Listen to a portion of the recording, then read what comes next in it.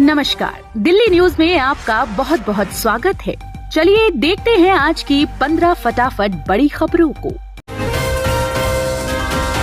100 रुपए सस्ता हो गया एलपीजी सिलेंडर। महिला दिवस पर मोदी सरकार का बड़ा ऐलान। महिला दिवस के अवसर पर पीएम नरेंद्र मोदी ने महिलाओं को बड़ा तोहफा दिया है। अब घरेलू एलपीजी सिलेंडर के दाम 100 रुपए कम हो गए हैं। पीएम मोदी ने इसका ऐलान एक्स पर अपने एक पोस्ट के जरिए किया है। इससे पहले मोदी सरकार की कैबिनेट ने उज्ज्वला योजना के तहत प्रति एलपीजी सिलेंडर सब्सिडी राहत 1 साल के लिए बढ़ाने को मंजूरी दी है। कांग्रेस की लोकसभा उम्मीदवारों की पहली सूची जारी, 39 नामों का ऐलान। लोकसभा चुनाव 2024 के लिए कांग्रेस ने अपने उम्मीदवारों की पहली सूची जारी कर दी है। इससे पहली सूची में 39 उम्मीदवारों के नाम हैं। इस सूची में राहुल गांधी के साथ ही भूपेश बघेल और शशि थरूर जैसे बड़े नाम शामिल है। कांग्रेस की यह सूची भाजपा की 195 उम्मीदवारों की पहली सूची जारी होने के एक हफ्ते से भी कम वक्त में घोषित की गई है।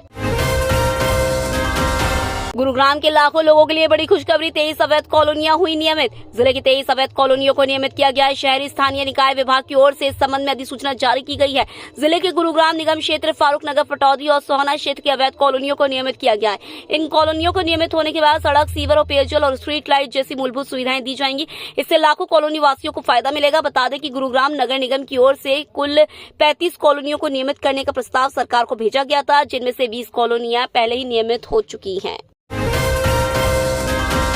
संजय सिंह को नहीं मिलता सही से खाना, आप सांसद की याचिका पर दिल्ली कोर्ट ने दिया ये आदेश। दिल्ली की अदालत ने आप नेता और राज्यसभा सांसद संजय सिंह को पौष्टिक भोजन और बोतल बंद पानी उपलब्ध कराने का निर्देश दिया है। विशेष जज M.K. नागपाल ने आप नेता द्वारा दायर उन आवेदन पर अपना फैसला दिया है, जिसमें उन्होंने आरोप लगाया था कि दिल्ली से बाहर की जेल में पेश करने के दौरान उन्हें साफ पानी, हेल्दी डाइट और स्वच्छ माहौल नहीं दिया गया।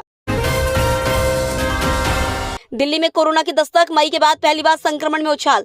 4 साल बीत जाने के बाद कोरोना अब भी वैश्विक स्वास्थ्य के लिए बड़ा जोखिम बना हुआ है। समय समय पर इसके मामलों में इजाफा देखा जाता रहा है। हालिया रिपोर्ट्स में एक बार फिर से संक्रमण बढ़ने की खबर है। पिछले 2 दिनों से संक्रमण के मामलों में बढ़ोतरी रिपोर्ट की जा रही है। ताजा रिपोर्ट के मुताबिक दिल्ली में कोरोना के 63 नए मामले सामने आए हैं। इंद्रलोक में नमाज को लेकर हंगामा, नमाजियों को लात मारने वाला पुलिसकर्मी सस्पेंड। राजधानी दिल्ली के इंद्रलोक इलाके में सड़क पर नमाज को लेकर भारी हंगामा हो रहा है। नमाज से रोके जाने के दौरान एक पुलिसकर्मी द्वारा नमाजियों को लात मारने की घटना पर लोग भड़क उठे। नाराज लोगों ने इंद्रलोक थाने का घेराव किया। इसके बाद पुलिस के सीनियर अधिकारियों ने मामले में हस्तक्षेप किया और संबंधित पुलिसकर्मी को सस्पेंड कर दिया। दरअसल पुलिस ने लोगों को सड़क पर नमाज अदा करने पर रोक लगाई थी। इसी दौरान एक पुलिसकर्मी द्वारा नमाजियों को लात मारने की घटना सामने आने के बाद लोग भड़क उठे और पुलिसकर्मियों के खिलाफ कार्रवाई करने की मांग करने लगे। सार्वजनिक बैंकों के कर्मचारियों का वेतन 17% बढ़ेगा, शनिवार की छुट्टी का भी प्रस्ताव। बैंक कर्मचारियों को होली से पहले बड़ा तोहफा मिला है। बैंक कर्मचारियों की सैलरी 17% तक बढ़ाने का फैसला किया गया है। IBA और बैंक यूनियनों के बीच चल रही लंबी बैठकों के बाद आखिरकार इस फैसले पर मुहर लग गई है। इस फैसले से देश के 8,50,000 बैंक कर्मियों को लाभ मिलेगा। हालांकि बैंक कर्मियों की 5 दिन वर्किंग की मांग पर बैंक एसोसिएशन का कहना है कि इस पर फैसला केंद्र सरकार ही ले सकती है। इंग्लैंड के खिलाफ दूसरे दिन भी रहा भारत का दबदबा, 255 रन की बनाई बढ़त। इंडिया वर्सेस इंग्लैंड 5वां टेस्ट धर्मशाला में खेला जा रहा है। भारतीय टीम ने इस मैच में भी अपनी पकड़ मजबूत कर ली है। दूसरे दिन का खेल खत्म होने तक भारत ने पहली पारी में 8 विकेट खोकर 473 रन बना लिए हैं। कुलदीप यादव 27 और जसप्रीत बुमराह 19 रन बनाकर खेल रहे हैं। दोनों के बीच 9वें विकेट के लिए 108 गेंद में 45 रन की साझेदारी हो चुकी है। भारत ने दूसरे दिन के तीसरे सेशन में कुल 5 विकेट गंवाए। भारत ने 255 रन की बढ़त हासिल कर ली है। इससे पहले दूसरे सेशन के दौरान कप्तान रोहित शर्मा और शुभमन गिल शानदार बल्लेबाजी करते हुए अपने शतक भी लगाए। M.K. स्टालिन की पार्टी ने सहयोगियों के साथ सीट बंटवारे को अंतिम रूप दिया। तमिलनाडु में सत्तारूढ़ द्रविड़ मुनेत्र कषगम ने शुक्रवार को सहयोगी दलों VCK और MDMK के साथ सीट बंटवारा व्यवस्था को अंतिम रूप दिया और दोनों पार्टियों के साथ 2019 के समझौते को दोहराया। विथुल धलाई चिरुथिगल काची को 2 सीटें आवंटित की गई। दोनों आरक्षित निर्वाचन क्षेत्र है। वाइको के नेतृत्व वाली मुरमलार्ची द्रविड़ मुनेत्र कषगम को गठबंधन के प्रमुख भागीदार द्वारा एक सीट दी गई है। साल 2019 में MDMK को एक राज्यसभा सीट भी दी गई थी। आरएसएस ने 15 से 17 मार्च तक बुलाई प्रतिनिधि सभा, नए सर कार्यवाह का होगा चुनाव। राष्ट्रीय स्वयंसेवक संघ ने सर कार्यवाह का चुनाव करने के लिए 15 मार्च से 17 मार्च तक प्रतिनिधि सभा बुलाई है। हर 3 साल बाद आरएसएस की प्रतिनिधि सभा में सर कार्यवाह का चुनाव होता है। आरएसएस में संघ प्रमुख के बाद सर कार्यवाह का पद सबसे महत्वपूर्ण माना जाता है।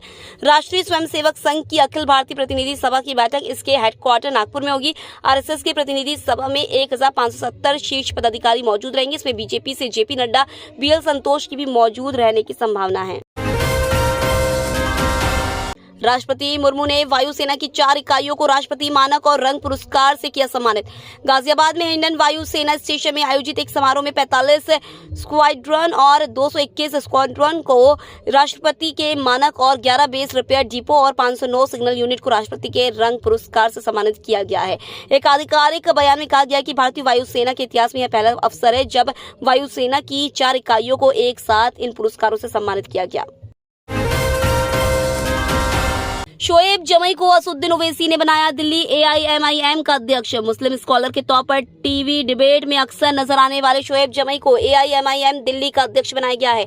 बता दें कि इससे पहले शोएब जमई बिहार के नेता पप्पू यादव की पार्टी से भी जुड़े हुए थे। जमई शाहीन बाग आंदोलन के दौरान खुद को इसका आधिकारिक प्रवक्ता बताते थे और बयान जारी करते थे। बता दें कि वह मीडिया डिबेट में बतौर मुस्लिम स्कॉलर शामिल होते रहे और चर्चा के दौरान कई विवादित टिप्पणियों को लेकर भी सुर्खियां बटोरी है। जबरन वसूली मामले में दिल्ली पुलिस को मिली गैंगस्टर काला जटेड़ी की रिमांड। दिल्ली के गैंगस्टर काला जटेड़ी को द्वारका कोर्ट ने क्राइम ब्रांच को जुडिशियल रिमांड पर भेज दिया है। जानकारी दे दें कि काला जटेड़ी की हाल में शादी होने जा रही है। इसी बीच क्राइम ब्रांच ने जबरन वसूली के एक मामले में उसे कोर्ट से रिमांड पर ले आया है। दिल्ली की द्वारका कोर्ट ने गैंगस्टर काला जटेड़ी को दिल्ली पुलिस अपराध शाखा द्वारा 3 दिन की हिरासत के बाद न्यायिक रिमांड पर भेज दिया है। एटीएम तोड़ने वाले अंतर्राज्यीय गिरोह का सरगना मुठभेड़ के बाद गिरफ्तार। दिल्ली पुलिस की स्पेशल सेल ने एटीएम तोड़कर रुपए लूटने वाले मेवात के एक अंतर्राज्यीय गिरोह के सरगना नियामत को मुठभेड़ के बाद गिरफ्तार कर लिया। इसकी गिरफ्तारी से स्पेशल सेल ने गुजरात और महाराष्ट्र में एटीएम तोड़ने के 2 मामले सुलझाने का दावा किया गया है। आरोपी की पहचान नियामत के तौर पर हुई है। यह घोषित अपराधी है। वह एटीएम तोड़ने के 7 मामलों में शामिल रहा है। देश के कई राज्यों में जाकर यह एटीएम तोड़कर रुपए लूटने की वारदात को अंजाम देता था। इसके पास से एक कारतूस .32 बोर की स्वचालित पिस्टल व क्रेटा कार बरामद की गई है। देश का सबसे अनूठा एक्सप्रेस वे सिंगल पिलर पर 8 लेन। द्वारका एक्सप्रेस वे की गुरुग्राम भाग का 11 मार्च को प्रधानमंत्री नरेंद्र मोदी उद्घाटन करेंगे। यह एक्सप्रेस वे अपने आप में अनूठा एक्सप्रेस वे है। इसकी खासियत यह है कि देश पहला एक्सप्रेस वे है जो सिंगल पिलर पर 8 लेन का एक्सप्रेस वे है। यह कई मामलों में बुर्ज खलीफा और एफिल टावर को भी पीछे छोड़ देगा। इसके शुरू होने से दिल्ली गुरुग्राम एक्सप्रेस वे पर जाम से राहत मिलेगी। तो ये थी आज की बड़ी खबरें। डेली खबरों से अपडेट रहने के लिए चैनल को सब्सक्राइब करना बिल्कुल न भूलें। धन्यवाद।